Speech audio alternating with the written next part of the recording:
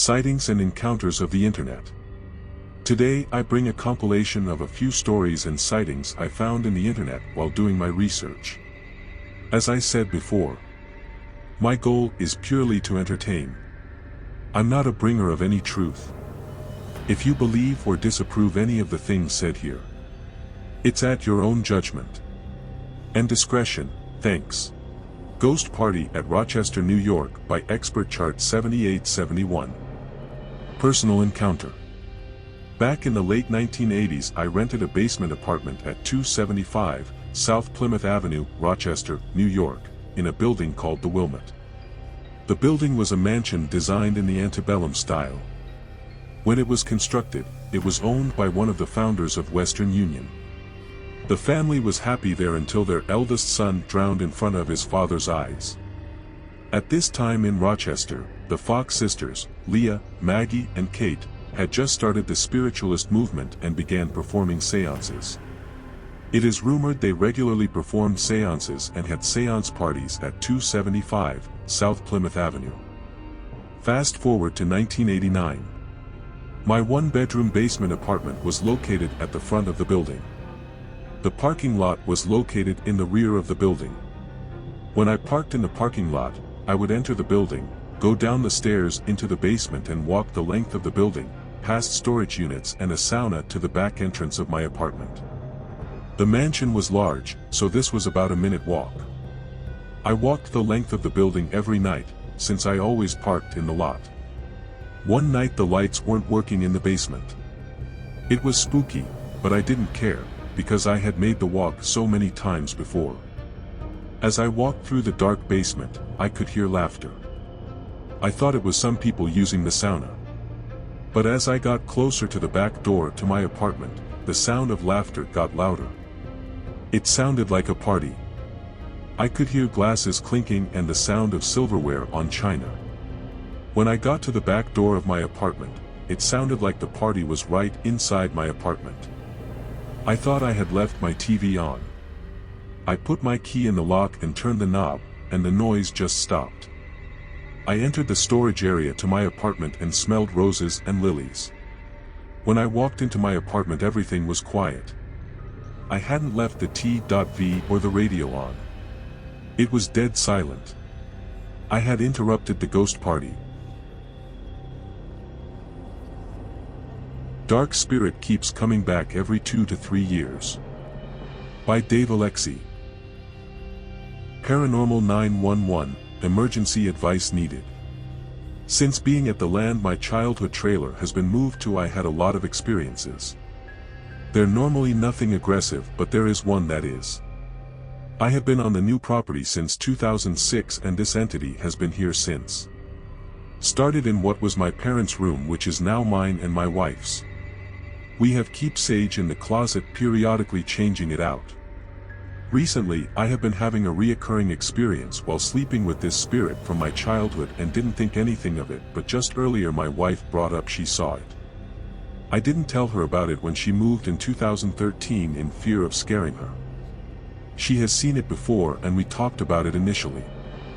I am wondering if anyone has suggestions about getting this spirit out for good, or if we just keep doing the sage process.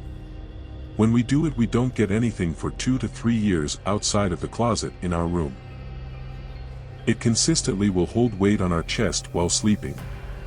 I've woken up with it and can't move and try to wake my wife up and can't. My daughter will tell us the bad man is there.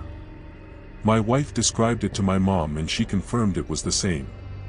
It's tall with a flat brim hat, long jacket, but can't make any other features of this shadow figure.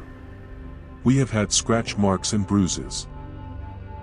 That's all I could find on his sighting. Hopefully he and his wife be able to deal with this entity. Salt and iron never fails. Witch in Tree / Shadow Woman. Sighting by A83Y. Night 1, me and a friend had to share a room with no fan or AC in an Indian summer. We opened windows to let air in. As we sat chatting, I noticed a shadow woman shoot past our window in the veranda. Mind you, this was 3 a.m. and everyone was sleeping. I say shadow woman because this thing had a shawl on, and it pushed past the clothes hanging on the line. Not to mention it was a bloody dead end, the direction it was going in. We both went out looking, expecting to find someone playing a prank on us. But there was no one. We came and locked the windows and went to sleep. Night 2, the next morning I woke up to find my friend had already left, so didn't get the chance to discuss what we saw. I called a cousin and asked him to come over and stay a night with me. He agreed and came over. Again we were sleeping in the room with no AC or fan, so my cousin, not knowing what happened the night before, opened up the windows. As we were sharing a bed, I thought it best left opened and didn't mention anything to him.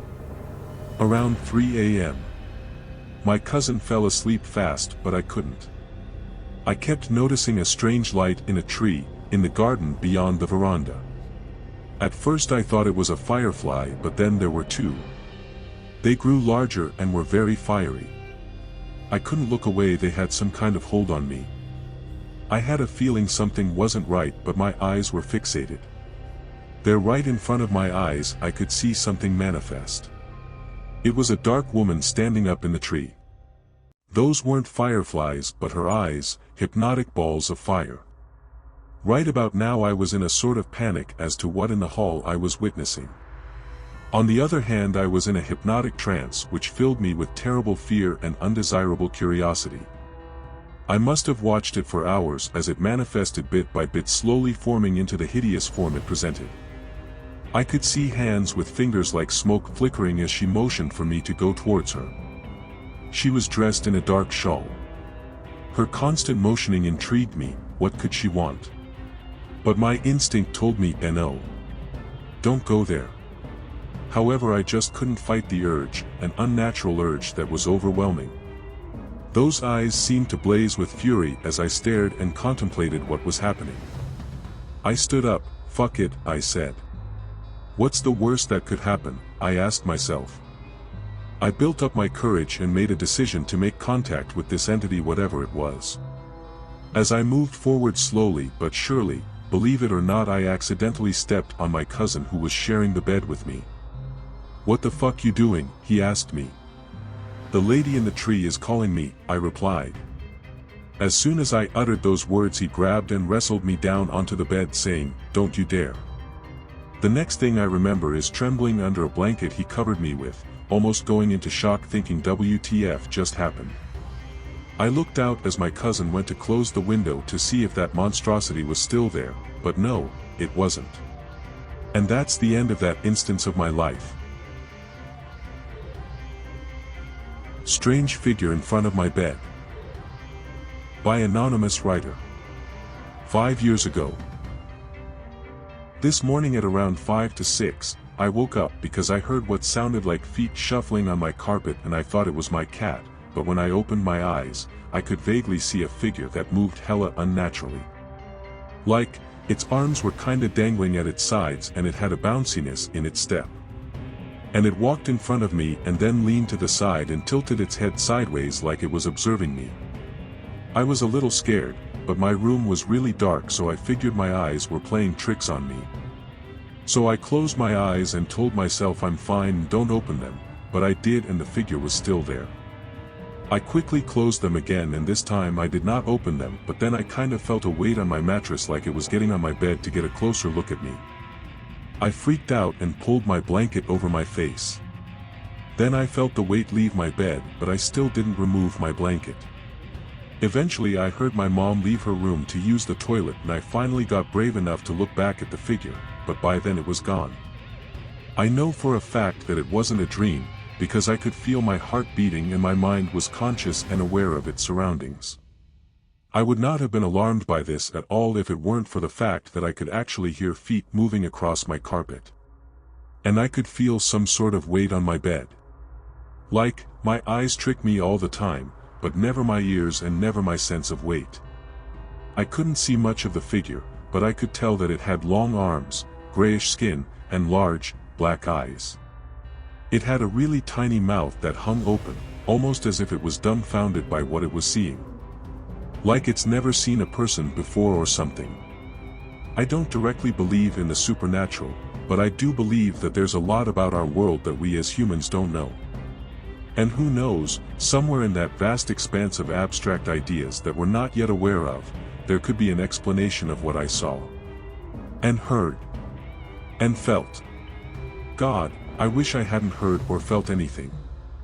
Then I could have just passed this off as my eyes' brain making things up.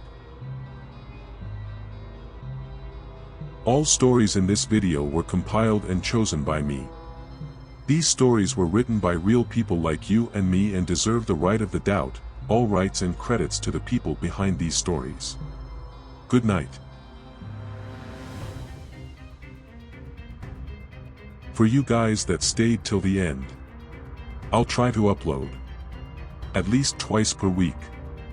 Videos will vary on length but will stay on the topics: cryptids, paranormal, occult, etc. Farewell and good night.